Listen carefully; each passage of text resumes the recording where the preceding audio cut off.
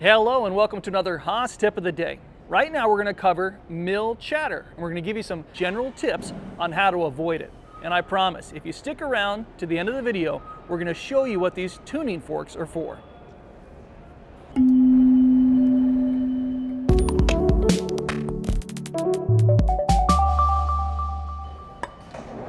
Okay, welcome to the chatter zone. While this is running, you can make your best guess as to the cause of this chatter.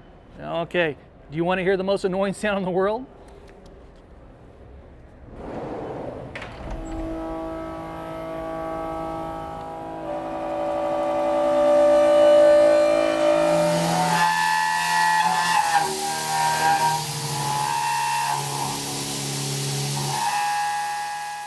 Okay, so we know what chatter sounds like. Let's see what it looks like. Oh, nice. Now the term chatter is almost always a misnomer, right? It means something different to lots of different people. For our purposes, chatter is simply when a tool or a workpiece vibrates enough to give us surface problems, and we definitely see that now.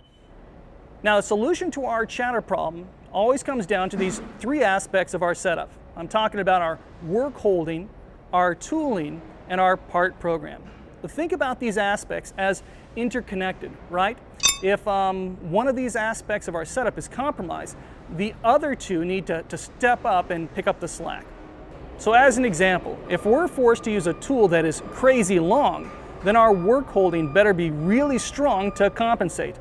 Along those same lines, our program is going to have to be perfect, right? We're going to have to use modern tool paths and really ideal feeds and speeds to compensate for using that odd tool. Now, let's take a look at our work holding here. Clearly, our part is not being supported well, right? With this part hanging out so far, when the tool is in the cut, it's really going to be bouncing around, giving us a lot of chatter. So we have to dampen this. We could go with a larger vise, right? Like an 8-inch curved vise. Right off the bat, we're going to want to center up this material. But even when I've done that, I still get some chatter on both ends. So what I'm going to do in this situation is just go ahead and make some wider jaws. I'm going to change out these jaws right now, and we'll go from there.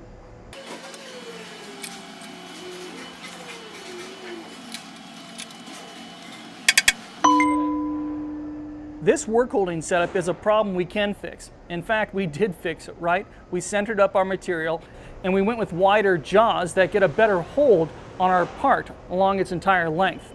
If we couldn't touch our setup for some reason, then we would have to look at strengthening our program and our tooling. Now let's take a look at our tooling. Now typically if we want to dampen vibration when it comes to our tooling, we want to shorten up those tools. But what part of it? Well, all of it. We want to shorten up our holders, our flute length even. Shorten up everything you can. Now, sometimes you have no choice. You've got a deep pocket you have to go into to make some type of feature. In that case, go with the shortest flute length possible, right? You've got a solid carbide tool here that only has the flutes necessary for the pocket that you have to create. Now, these are some unique tools, right? If you look at the end of this guy, it actually has variable flute spacing. This interrupts our cut and cuts down on chatter. Along these same lines, the Whittier that I'm using or will use along the outside of our part has a variable helix, right? It's not a constant helix and it has variable pitch teeth on the end, right? Variable flute. These interruptions in the cut keep us from finding a sweet spot where things tend to chatter. So going with some special tools can also get you out of trouble fast. By going with ideal tools for our job, we were able to get rid of chatter. But what if we couldn't change our tools? What if we had to use a long holder, or if we had to use a long end mill? Again, in that case, we would have to strengthen our work holding or strengthen our program. Now, we're going to go back to the tuning forks now, as promised, and give you a little physics experiment that'll help illustrate how small changes to our program can help erase chatter. So with these two tuning forks, we're going to demonstrate resonance. Now, resonance is when the natural frequencies of two objects combine and they amplify each other, right? Sometimes you'll hear that on a CNC machine. When you hear that little twinge, that little high-pitched squeal, and it builds and builds until it gets away from itself. I'm going to set this tuning fork up against our ping pong ball and give the second tuning fork a whack.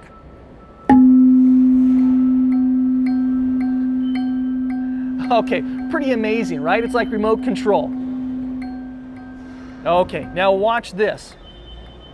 If I adjust this tuning fork so it no longer creates the same C note as this tuning fork, and I tap it, it now creates a slightly different sound, and it's no longer exciting the second tuning fork. In this same way, sometimes the natural frequencies of our tooling vibrate at just the right frequency to excite our work holding or our part that might be hanging out a little bit. If we can just change our tooling in some way, right? Adjust that tool up or down, like we adjusted our tuning fork, we can change the natural frequency of our tooling and stop our chatter. A CNC machine is not a tuning fork though. We've got a whole lot of things we can play with from within our program. Our feeds and our speeds, our depth of cuts, both axial and radial, and also just our tool paths in general, right? We've got these modern tool paths that give us a constant tool engagement. Now the closest thing to a magic button on our machine is this spindle override button, right? We've all walked up to the machine when we hear that chatter start to build, start to resonate, and we've pressed the minus 10% spindle button twice and seen that chatter disappear. But sometimes that's not good enough. Now remember, looking at our tuning fork, when we adjusted this down, we got out of the resonance zone. In the same way, I can adjust this tuning fork up. No resonance. Again, moving it back down in the middle, we can end up in this sweet spot where we create that resonance. In the same way on a CNC machine, moving the RPM down will often fix our problem, but sometimes, especially with longer tools, moving our RPM up can get us out of that area of resonance and stop the chatter. So I've lowered my RPM and my chatter goes away for about 3 seconds, right? And then we hear it. We hear the chatter come right back as that tool runs into the inside corner. Let me grab my part here and show you what's going on. Now, what happened here is that our tool engagement, the percent of the tool that's engaged in the material at any one time, is constantly changing.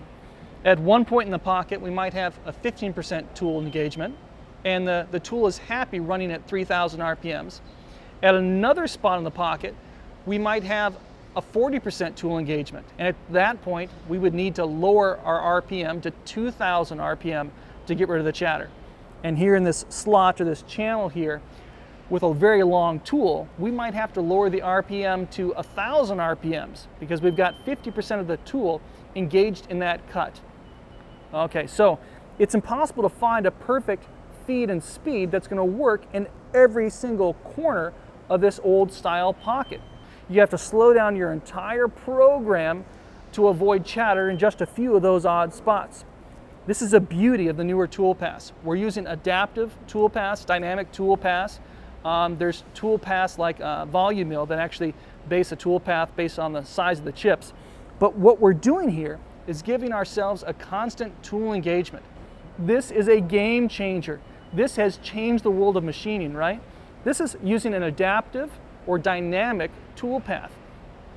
Our tool engagement is constant throughout the entire pocket and routine.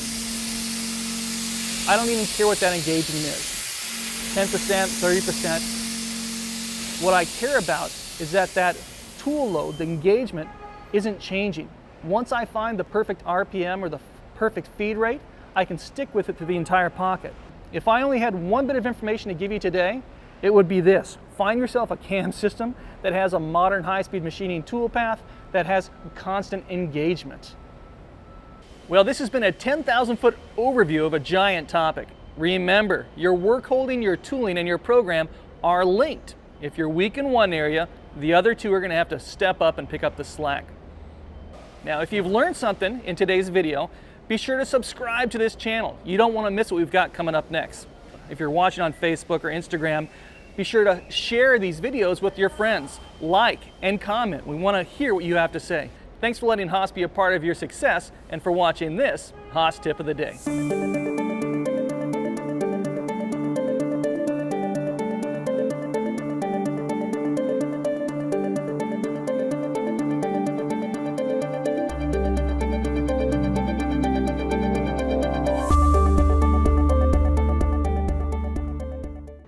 Hello and welcome to another Haas Tip of the Day. Right now we're going to cover mill chatter, and we're going to give you some general tips on how to avoid it. And I promise, if you stick around to the end of the video, we're going to show you what these tuning forks are for.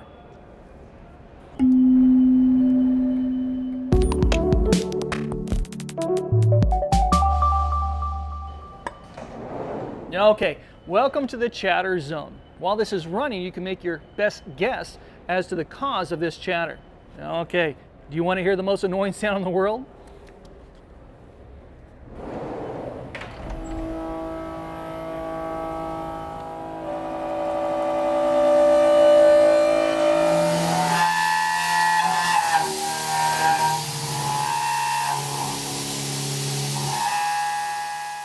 Okay, so we know what chatter sounds like.